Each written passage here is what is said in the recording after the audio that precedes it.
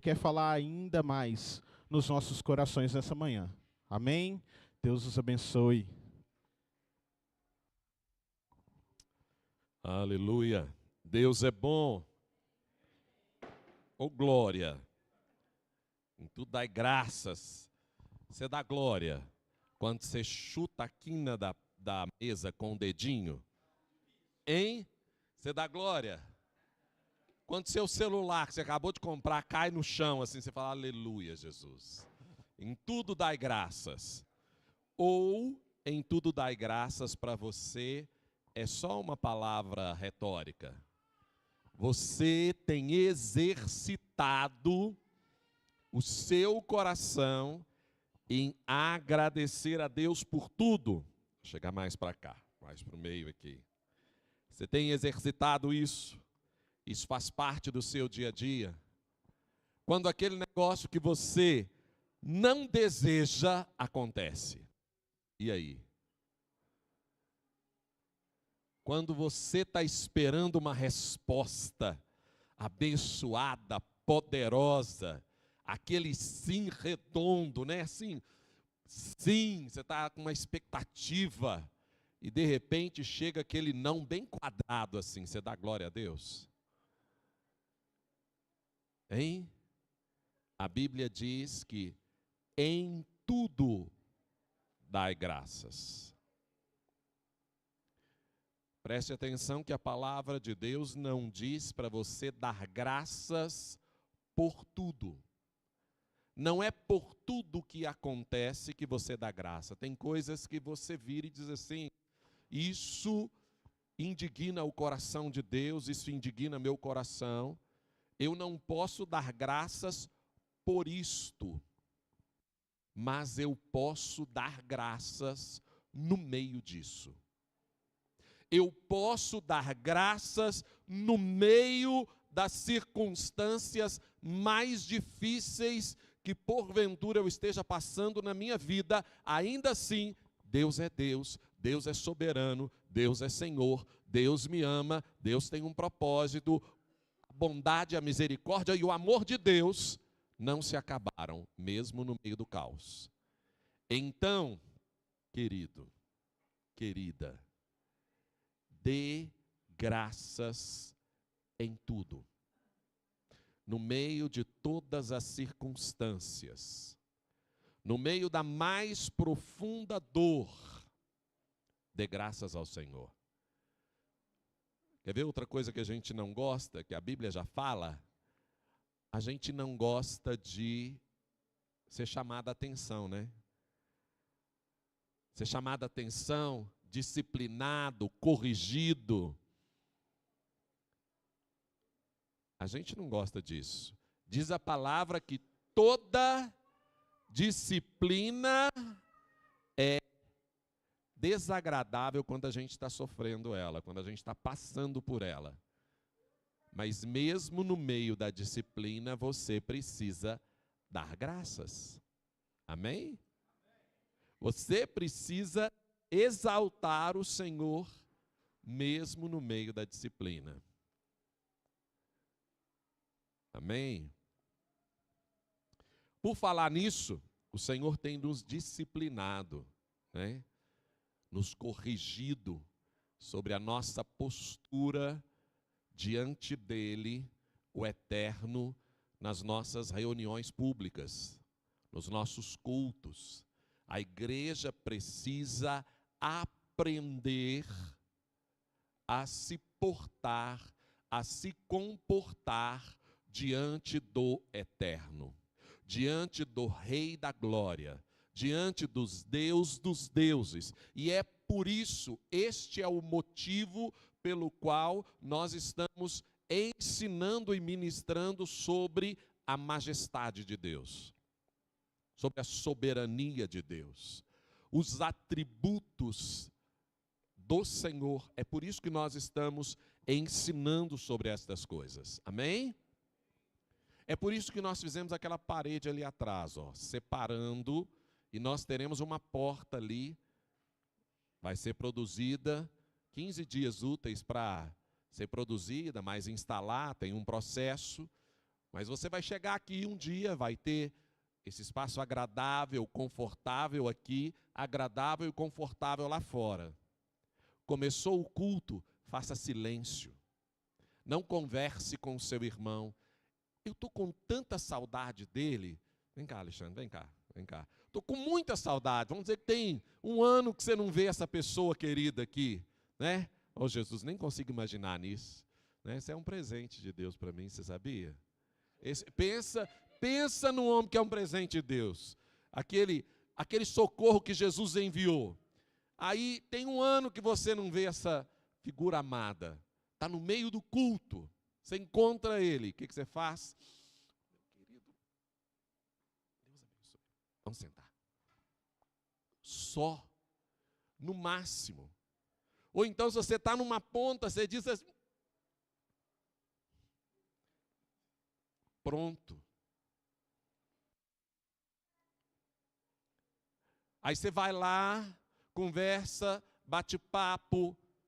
É porque ele não é importante? Ele é muito importante. Mas nós estamos adorando o Rei. O Rei está na casa. O soberano de toda a terra está presente. E nós estamos aqui para adorá-lo. Então você vai chegar aqui, 15 minutos depois que o culto começou, a porta vai fechar. Você vai poder sair, você precisou sair, precisou ir no banheiro, você vai sair, voltar, quem chegou vai entrar. Mas você entrou aqui, você está aqui para adorar. Você está aqui para prestar culto àquele que é o soberano de toda a terra. Amém?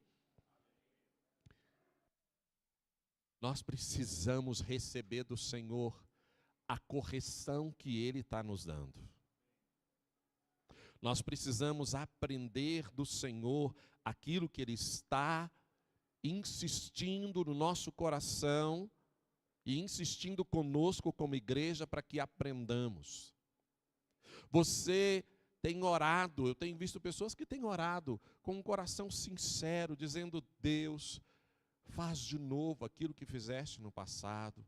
Deus, nós queremos ver a Tua glória, nós queremos ver o Teu poder. Deus, eu quero ver paralíticos serem levantados. Deus, eu quero ver os surdos ouvirem. Eu quero ver as pessoas serem curadas. Eu quero ver as pessoas serem libertas das drogas, do vício. Eu quero ver famílias sendo plenamente restauradas no poder e na glória de Deus. Amém? Querido, mas você precisa entender que quem é o Senhor, quem é aquele que faz todas estas coisas, Deus não dará a sua glória a outro. O ambiente de glória é um ambiente maravilhoso, mas é um ambiente perigoso. Perigoso para quem não entende o que o Senhor está fazendo. Perigoso para aqueles que não entendem quem é o Senhor. Foi perigoso para Ananias e Safira. A glória de Deus estava sendo derramada sobre a igreja, queridos. Havia um mover, diz a palavra ali em Atos, de quebrantamento e de entrega total. As pessoas, não porque alguém pediu, porque tinha pedido de oferta no altar ou no púlpito, mas porque o Espírito falava aos corações, as pessoas iam, vendiam suas casas, vendiam, se tinha 2 casas, vendia uma, vendiam as suas propriedades. Nós não estamos falando apenas de coisas, eles davam tudo que eles tinham, traziam e colocavam o dinheiro, o recurso aos pés dos apóstolos, para que não houvesse necessitados na casa de Deus. Havia um grande mover da glória de Deus. Havia a presença gloriosa do Espírito Santo, convencendo os corações daquilo que era necessário ser feito. E de repente alguém, sem entender o que Deus estava fazendo, sem entender quem é o Senhor, um crente, cristão, parte da igreja, um casal, resolve, vamos vender o terreno que a gente tem, a gente vende por 100, mas a gente guarda 40 e entrega só 60, e fala que a gente vendeu por 60, combinado? E os dois combinaram, e foram lá entregar a oferta, e entregou tudo. E Pedro, cheio do Espírito Santo, diz: por que encheu Satanás o seu coração para mentir ao Espírito Santo? Achava eles que estavam mentindo para Pedro. Eles estavam tentando enganar o Espírito Santo. Eles estavam tentando levar a glória de ser um homem espiritual. Olha como é que eu sou espiritual. Vendi meu terreno e também entreguei. Você deu, o pastor deu, fulano deu, também fiz. E ele queria para ele a glória de ser reconhecido como um homem ou como uma mulher, como um casal espiritual. Mas não entenderam que eles estavam tentando enganar ao Espírito Santo de Deus. Porque espiritual é aquele que vive no mover do Espírito de Deus, e eles no mover da própria carne, do próprio ego e das setas de Satanás, encheram o coração e foram mentir para o Espírito. E a história nos conta que eles caíram mortos, um depois do outro. Eu quero um ambiente cheio da glória. Deus quer derramar a presença dele gloriosa no nosso meio. Amém? Mas deixa eu te falar, querido, eu não quero ter que enterrar ninguém. Amém? Eu não quero ser enterrado e não quero ter que enterrar ninguém por causa da glória do Senhor. Um amigo meu, querido, pensa num homem de Deus, eu já contei essa experiência aqui, ele era novo, tinha em torno de entre 18 e 20 anos, e ali no bairro Pompeia começou a aparecer, alguns irmãos começaram a visitar a casa de uma irmã, tinha um culto lá toda segunda-feira à noite, tinha palavra profética, e a igreja, alguns irmãos começaram a ir, então os líderes da igreja falaram: olha, os diáconos, por favor, vão lá, ver se essa obra de Deus, ver se Deus está naquele lugar, porque os irmãos estão indo, a gente precisa saber o que está acontecendo. E foi ele mais 3 diáconos. Quando eles chegaram lá, falou que nos primeiros 10 minutos de reunião, os diáconos, os outros irmãos já estavam lá chorando, quebrantado, arrependido no chão, cheio do Espírito, e ele falou: eu quero ver o que está acontecendo aqui. E aí, quero ver. Todo mundo lá, Deus ministrando uma palavra e outra, e ele estava lá para assistir, não para participar. Aqueles irmãos que foram junto com ele, quando chegaram lá, entenderam e viram a presença de Deus. E aí se renderam ao Senhor. Senhor, é o Senhor que está fazendo isso aqui. Eis-me aqui, faz de mim o que o Senhor quiser. Mas ele, que tinha ido no mesmo propósito de ver o que estava acontecendo, quando ele chegou lá, ele viu a presença do Senhor, o que ele fez? Eu quero ver como é que as coisas vão acontecer. E ele falou que a irmã que estava ministrando estava virada para a parede numa quina, assim, virada, encostada com a cabeça na parede, ela não sabia absolutamente nada do que estava acontecendo. E ela orando, e de repente ela falou: filho, fecha os olhos. E aí ele olhou só ele de olho aberto e fechou o olho. Passou um minutinho, ele abriu o olho de novo para ver o que estava acontecendo. A mesma irmã, com a cabeça na quina assim, orando, levantou a voz e disse: filho, fecha os olhos. E aí ele fechou o olho, ele abriu o olho depois de um tempinho, a terceira vez. Pela terceira vez a irmã falou, Deus falou através dessa irmã que continuava orando, virada para a quina da parede: filho, fecha os olhos.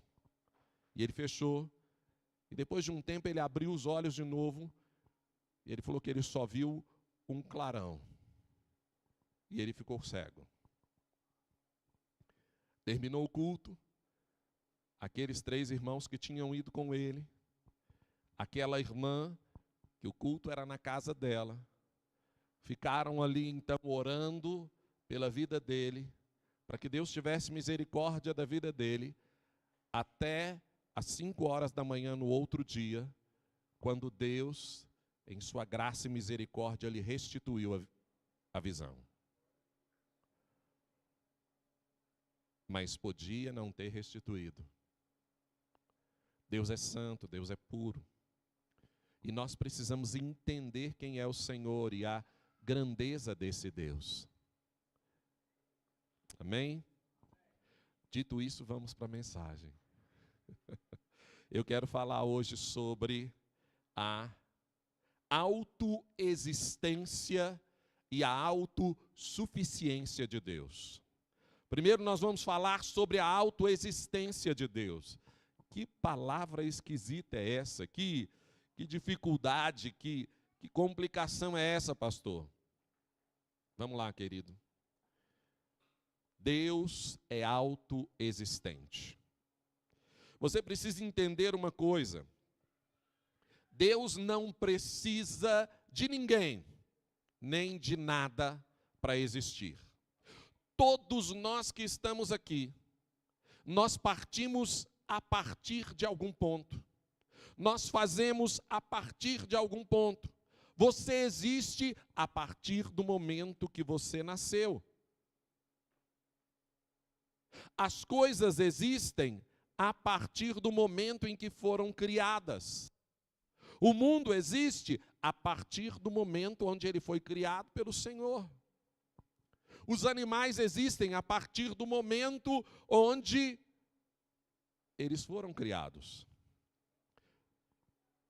E às vezes a nossa ideia, a nossa cabeça tem dificuldade em entender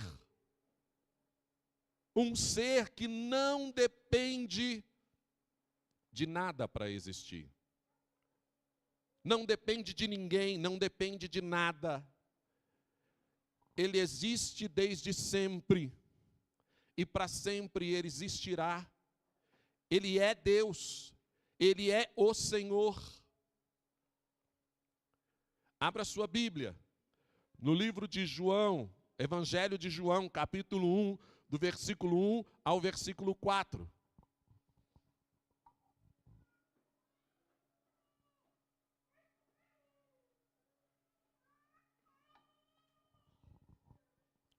Evangelho de João, do versículo 1 ao 4. Evangelho de João, capítulo 1, do versículo 1 ao 4. No princípio, estou lendo aqui na versão NVI, no princípio era aquele que é a palavra. Ele estava com Deus e era Deus. Ele estava com Deus no princípio. Todas as coisas foram feitas por intermédio dele, e sem ele, nada do que existe teria sido feito. Nele estava a vida, e ele era a luz dos homens. No princípio era o Verbo, e o Verbo estava com Deus, e o Verbo era Deus. Sem ele, nada do que foi feito se fez.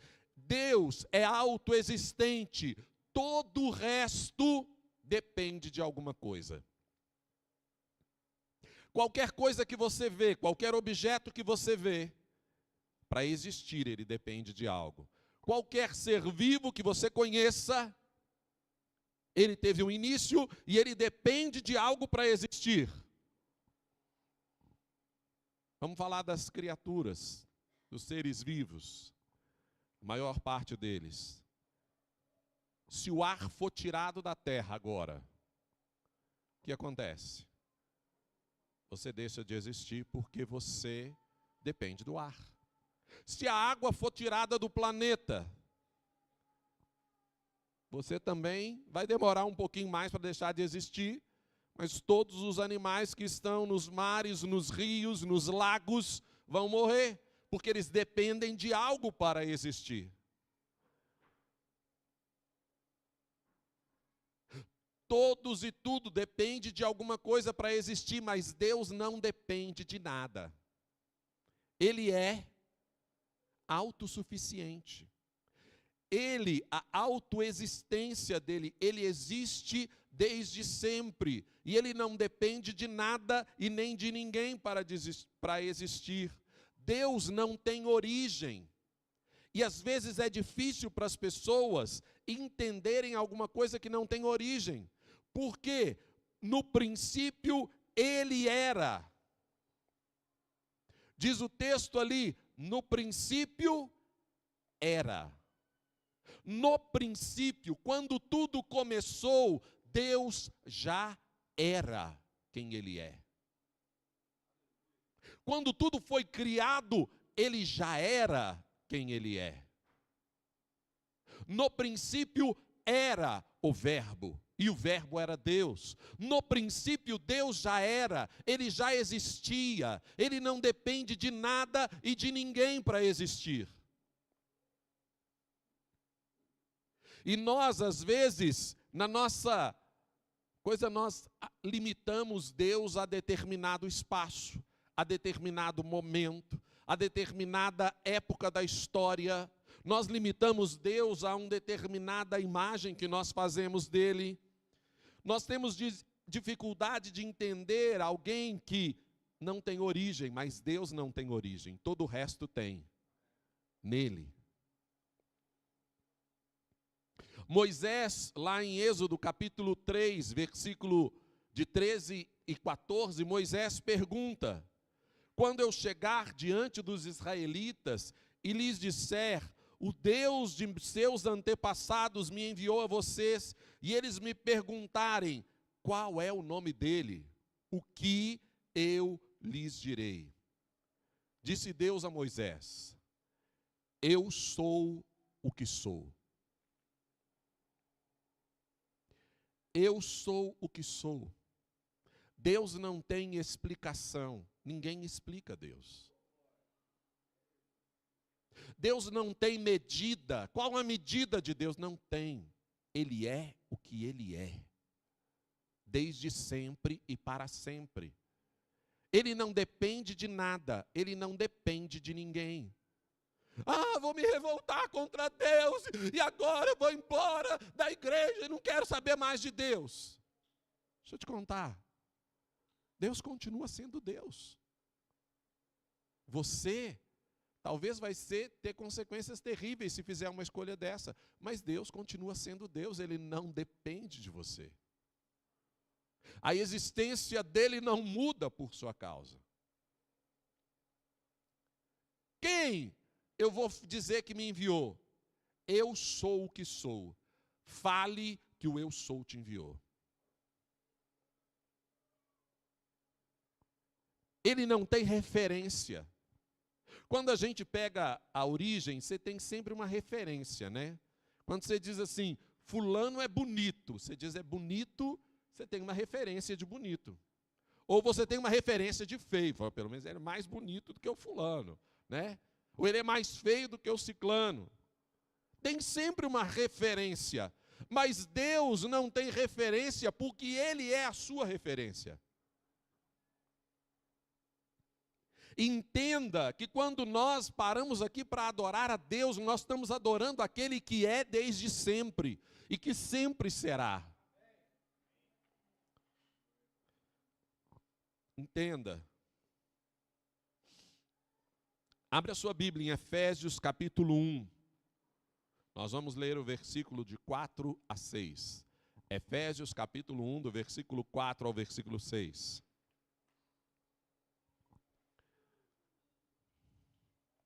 Aleluia. Deus é bom. Efésios capítulo 1, do versículo 4 ao versículo 6. É importante isso aqui para que você entenda algumas coisas da nossa natureza. Quando você entende o Senhor, você começa a se entender. Efésios capítulo 1, versículo 4 diz assim: porque Deus nos escolheu nele antes da criação do mundo, para sermos santos e irrepreensíveis em sua presença. Em amor nos predestinou para sermos adotados como filhos, por meio de Jesus Cristo, conforme o bom propósito da sua vontade, para o louvor da sua gloriosa graça, a qual nos deu gratuitamente no amado. Quando você entende Deus, quando você olha para Deus e você começa a entender quem Deus é, isso te ajuda a entender quem você é e para que você foi criado. Você foi criado para ser chamado de filho de Deus. Você foi criado para ser adotado como filho por Deus. E para viver para o louvor da sua gloriosa graça. Vou dizer de novo, você foi criado para viver para o louvor da gloriosa graça do Senhor.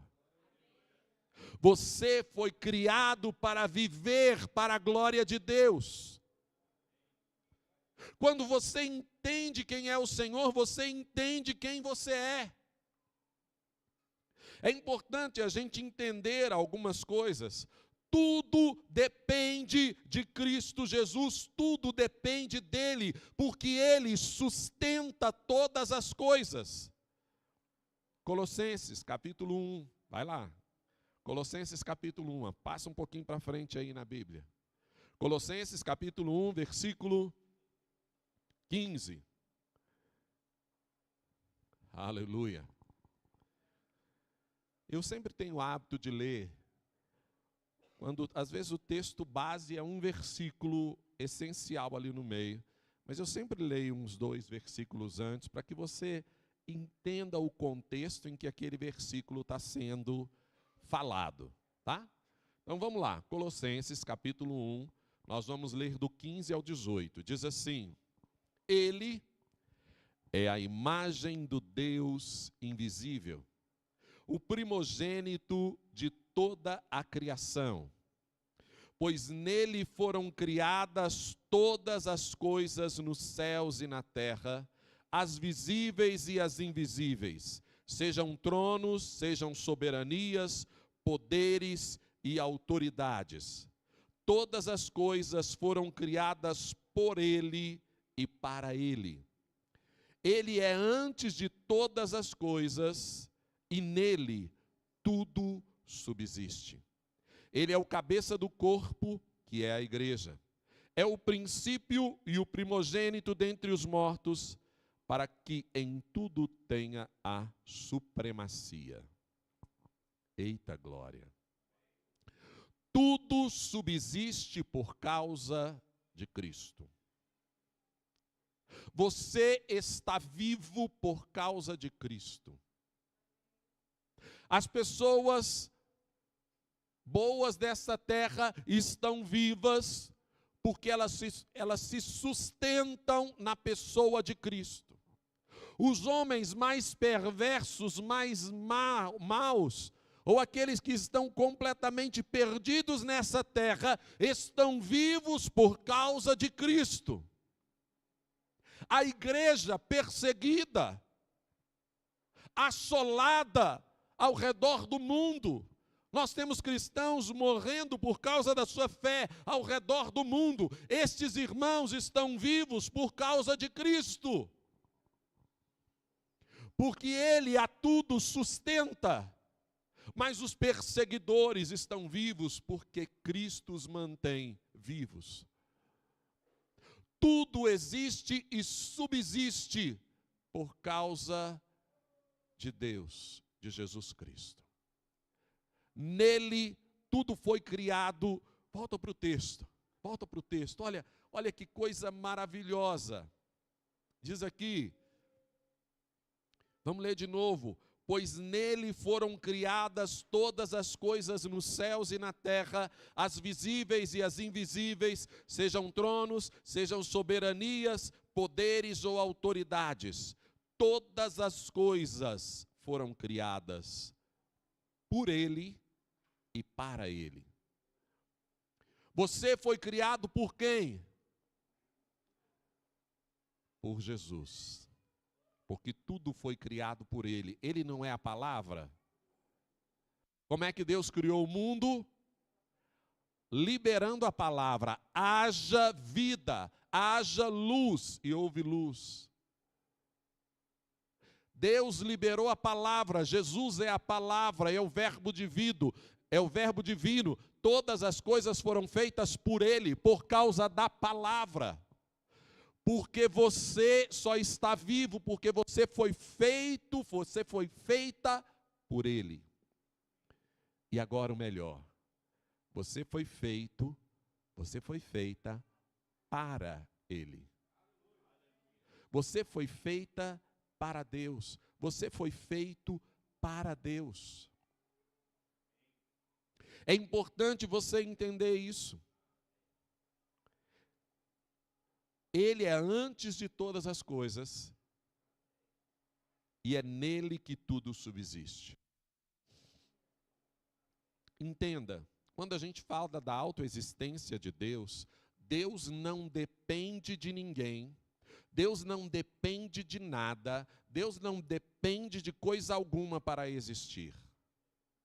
Amém? Mas nós, homens, dependemos do Senhor. E qual é a grande questão do pecado na vida do homem? É ele negar a sua dependência de Deus. É quando Adão ou Eva, lá no primeiro pecado, onde eles olharam e disseram: eu vou ser independente de Deus. Eu vou ser como Deus, então eu não dependerei mais dele. Eu vou saber tudo que Deus sabe, eu vou conhecer tudo que Deus conhece, e eu vou ser como Deus. Não foi essa a proposta de Satanás para Eva? Disse assim: olha, se você comer, você vai saber todas as coisas. Você vai saber tudo, você não vai precisar ficar esperando Deus te falar. É essa postura de resistir à autoexistência de Deus e a dependência desse Deus autoexistente que a tudo subsiste, que se chama pecado. É esse lugar de você querer se tornar independente de Deus. Essa é a origem do pecado. Porque todo pecado origina-se disso. Eu quero ser independente de Deus e fazer do meu jeito. O homem tem facilidade para entender a soberania de Deus em todas as coisas. Não, porque Deus é soberano. Olha para a natureza, olha para os animais, olha para aquilo, né? E as pessoas vão olhando e dizendo: não, Deus é soberano.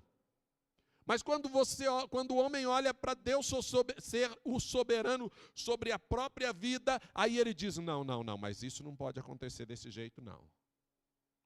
Não vou fazer desse jeito, não, porque desse jeito eu não gosto, desse jeito eu acho que não está certo. E aí, a soberania de Deus na história da humanidade para no homem. Não, Deus, vou trabalhar onde o Senhor quer? De jeito nenhum. Olha lá, eles vão me pagar o dobro nesse lugar lá. O senhor quer que eu vou para cá e ainda trabalhar atrás desse balcão? Ou trabalhar atrás das grades? Ou trabalhar lidando com gente assim? Ou lidando com pessoas, trabalhar só com gente chata? Não. Deus, aqui a minha proposta é trabalhar em casa, assim, ó, de bermudão e camiseta. Eu vou ter que ir para aquele lugar que eu vou ter que vestir terno e gravata. E aí você se coloca num lugar de resistência à soberania de Deus. E a soberania de Deus para quando chega perto da sua vontade, porque você quer fazer a sua vontade, não aquele que criou todas as coisas, que existe e que te sustenta. Porque nele você subsiste. Essa é a condição do pecado. Preste atenção, todas as vezes que você peca, é porque você resolve fazer as coisas do seu jeito.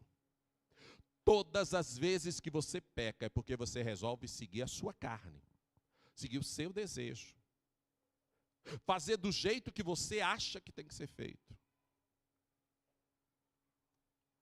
Ah, não, mas eu aprendi assim. Nós não estamos discutindo como é que você aprendeu. Nós estamos discutindo como é que Deus deseja que seja feito. todas as coisas foram criadas por Ele. E Ele, na sua autoexistência, não depende de ninguém. Conseguiram entender isso? Conseguiram entender que o nosso pecado é justamente negando a soberania de Deus e a nossa dependência desse Deus que autoexiste e que sustenta a existência de todas as outras coisas? Tudo que existe e foi criado é sustentado por Ele. Amém? Essa é a autoexistência. Mas agora eu quero falar sobre a autossuficiência de Deus. Chega perto, mas é algo com uma outra perspectiva. Deus não depende de ninguém. Você sempre vai depender de alguma coisa, de alguém, da necessidade de alguma coisa para você viver, para você existir, para você estar. Deus não depende de ninguém, muito menos de nós. Salmo 135, versículo 6.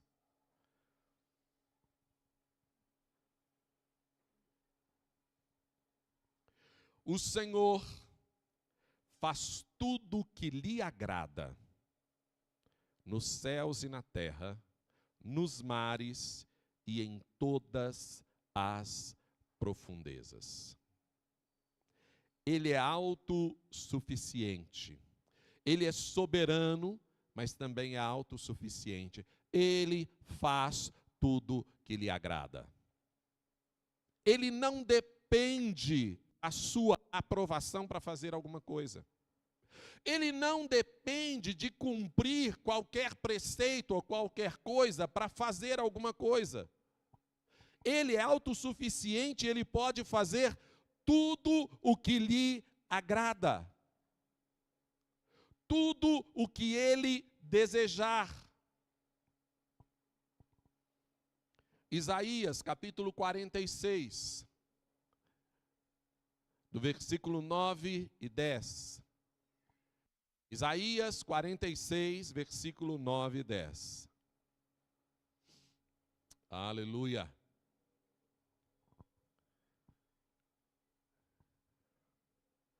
Lembre-se das coisas passadas, das coisas muito antigas.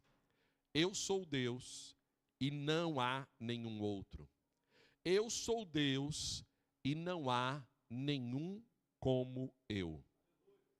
Desde o início, faço conhecido o fim. Desde tempos remotos, o que ainda virá. Digo, meu propósito permanecerá em pé e farei tudo o que me agrada. Meu propósito permanecerá em pé e farei tudo o que me agrada. Ouça o Senhor dizendo, meu propósito permanecerá em pé e farei tudo o que me agrada. Queridos, Deus, Ele é autoexistente, Ele não depende de você, Ele não depende de mim, Ele não depende de nós, Ele não depende de aprovação, Ele não depende de leis. Porque Ele é autossuficiente. Ele não precisa de nada e de ninguém. Você já reparou que a Bíblia não se preocupa em provar a existência de Deus? Você não vai achar textos e contextos e coisas que se preocupem. Deus não se preocupou em provar que Ele existe. Ele não depende de você acreditar que Ele existe. Se o homem acredita que Ele existe, Ele é Deus. Ele pode todas as coisas. Se o homem não acreditar que Ele existe, Ele continua sendo Deus. Continua podendo todas as coisas. Deus não se preocupa em provar a existência dele.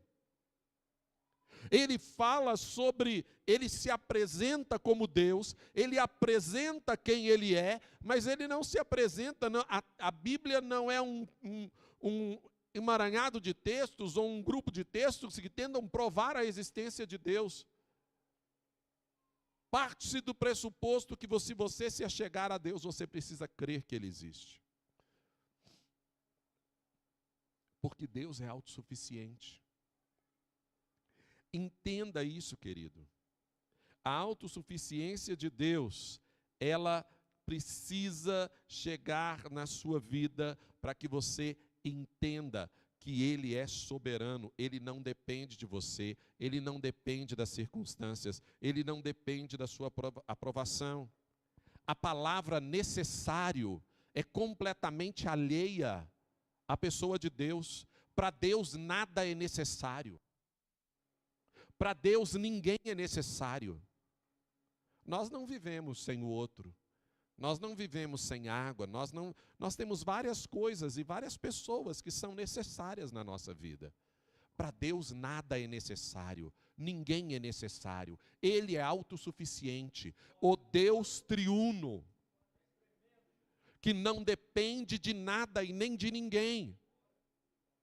Este Deus autossuficiente, quando Ele resolve partilhar com você a oportunidade de ser participante da obra que Ele quer fazer e vai fazer nesta terra ou na vida do outro, não é porque Ele precisa de você, é porque Ele está partilhando com você o privilégio de participar do que Ele está fazendo, porque Ele é autossuficiente.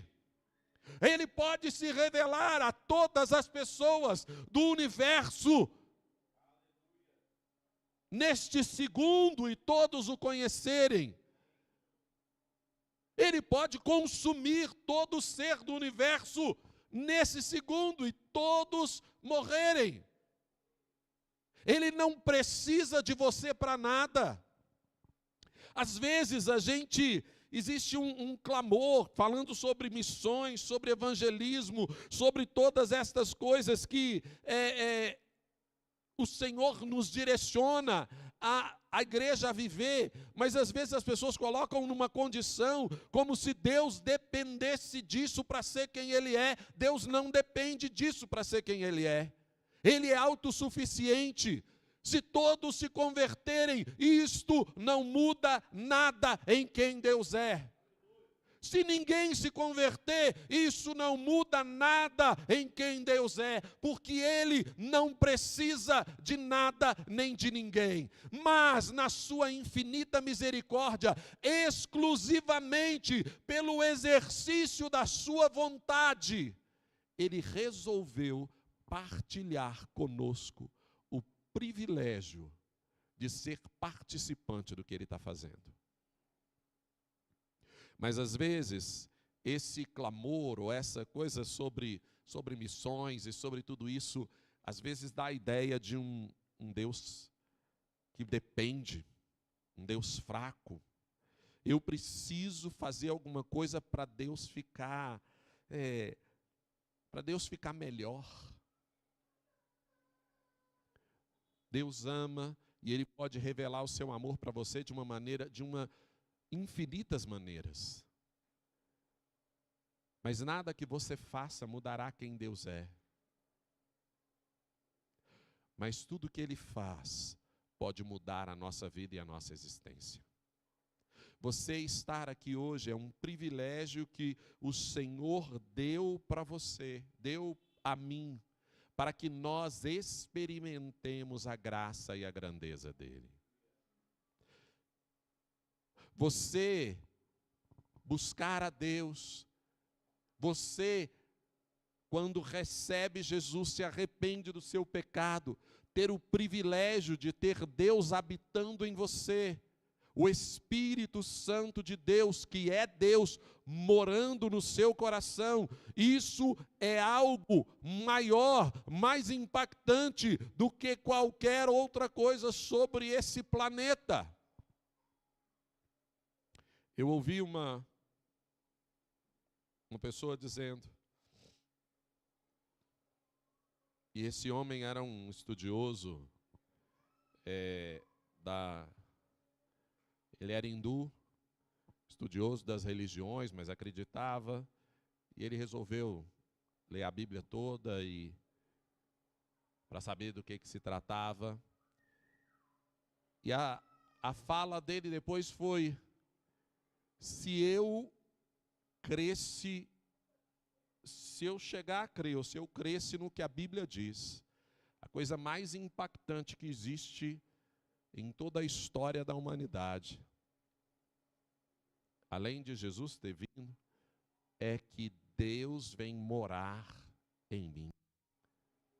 Se eu cresce isso, eu seria a pessoa mais ousada desta terra, porque Deus habita comigo em mim. Querido, Deus te dá o privilégio de morar em você. E nesta condição maravilhosa, porque Ele é onipresente, né? Ele está em todos os lugares ao mesmo tempo. E Ele pode estar no seu coração e no coração do irmão lá na China. Porque Ele pode estar em todos os lugares ao mesmo tempo. Você consegue entender o privilégio que Deus está nos dando? Às vezes nós fazemos um apelo missionário, ou apelo evangelístico, né? Assim, para as pessoas se posicionarem como se Deus tivesse tão frustrado e se Deus dependesse disso. Deus não depende disso.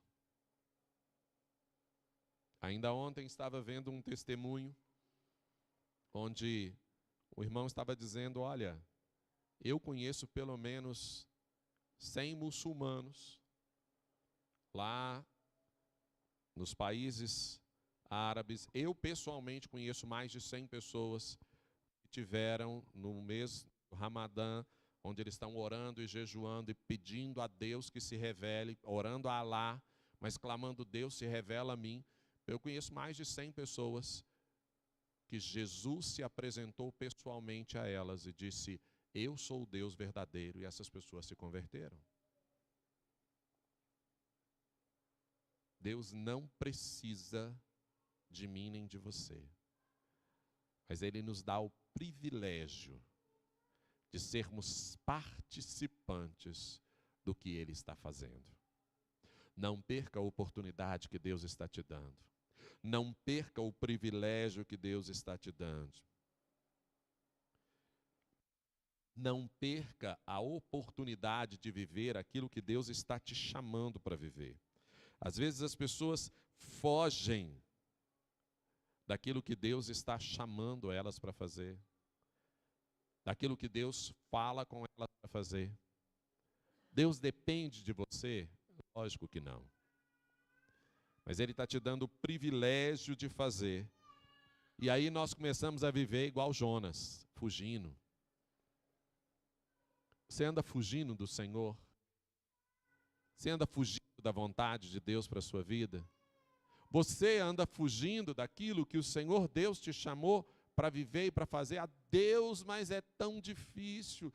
Deus, mas é... Querido, não fuja do Senhor, nem da sua vontade.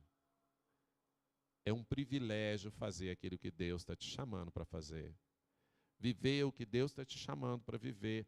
Andar aonde Deus está te chamando para andar. Ir aonde Deus está te chamando para ir. Senhor, mas eu tenho que levantar às 3 horas da manhã, eu tenho certeza. Tá lá, meu irmão. Você começou a coisa, de repente, 3 horas da manhã, seu olho abre, faz assim, tum. Aí você olha falando, deve ser umas 6, né? Aí você vira para o lado, aí você olha, é 3 horas. Lá no fundo, no seu espírito, você sabe, levanta e vai orar. Aí o que você faz? Vira para o outro lado. Eu sei que o Espírito Santo de Deus tem feito isso aqui com várias pessoas nesse lugar. E aí você começa a pensar racionalmente. Deus, mas eu trabalhei a semana passada, essa semana eu trabalhei 12 horas todo dia. Eu preciso de pelo menos 8 horas para me sobreviver, ficar bem. Deus, se eu levantar às 3 para orar, eu só vou dormir 4. Eu não vou sobreviver. Aí você começa a pensar num tantão de coisa e esquece de quem é aquele que te criou. Quem é Senhor sobre o sono? Quem é Senhor sobre a energia que você tem? Você esquece do Deus que mandou lá o anjo falar com o profeta, come e bebe. Aí o profeta comeu um pouquinho, voltou a dormir. O anjo levantou ele e falou, come e bebe tudo. E ele comeu e bebeu tudo. E diz a palavra que ele andou 40 dias e 40 noites sem se cansar. Eita glória! Deus é um Deus que pode repor todas as suas energias, fazer mais do que você imagina. E aí você se limita àquilo que você imagina de você ou de Deus. Deus é esse Deus soberano. Só para a gente ter uma ideia. Quem no último mês aqui, Deus chamou para levantar para orar entre 3 e 4 horas da manhã. Levanta bem alto a sua mão. Olha para trás. Quem está aqui, olha para trás. Continua com a mão levantada. Fica de pé. Se Deus te chamou para orar de madrugada no último mês, fique em pé.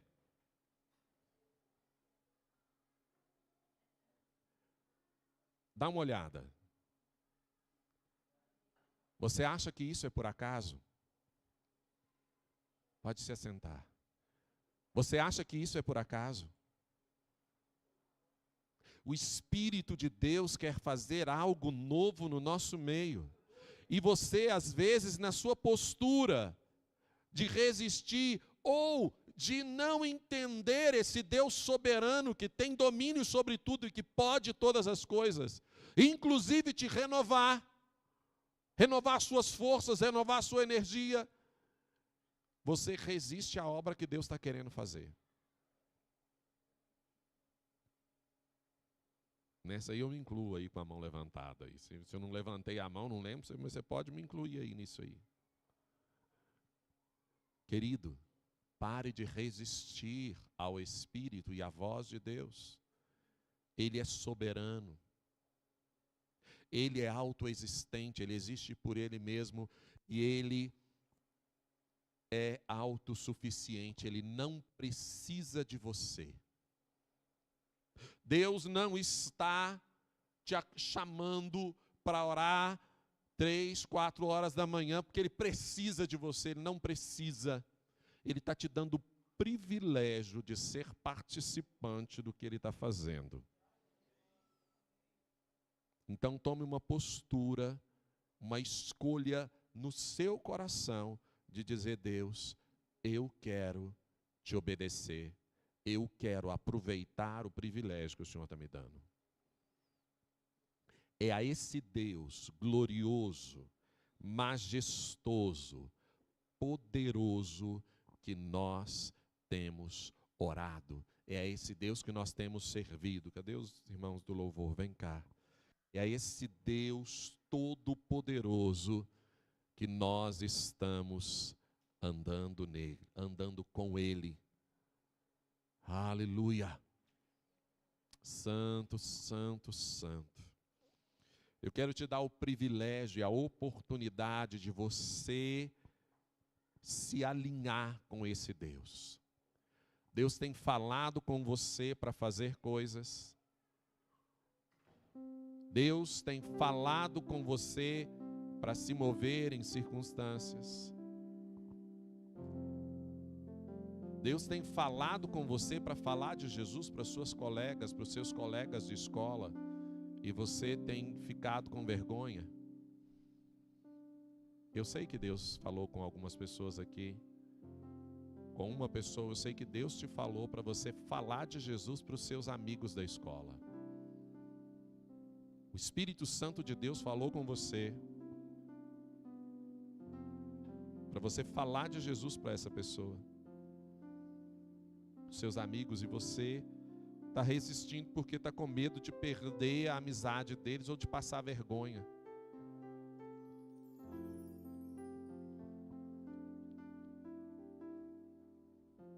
Deus está nos chamando para esse lugar. Essa é a oportunidade de você se consertar diante de Deus.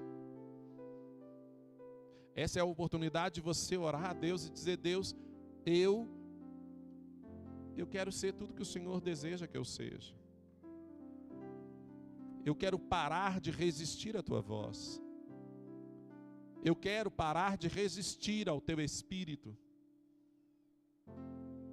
Eu quero parar de amar mais a mim, ao meu bem-estar, do que a tua vontade. Eu quero parar de virar para o lado de madrugada e ir dormir ao invés de orar.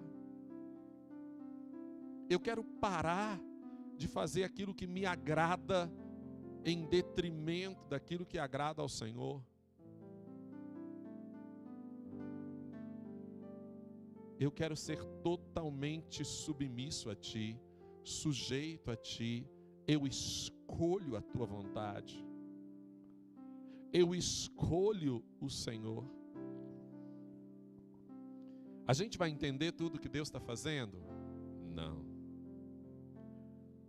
Porque Deus é muito maior do que aquilo que a gente pode entender. E as obras de Deus são maiores do que o nosso próprio entendimento.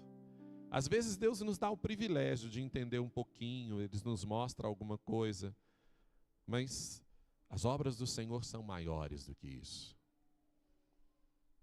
Essa é a oportunidade de você se consertar com Deus. Eu não vou pedir para você vir aqui à frente,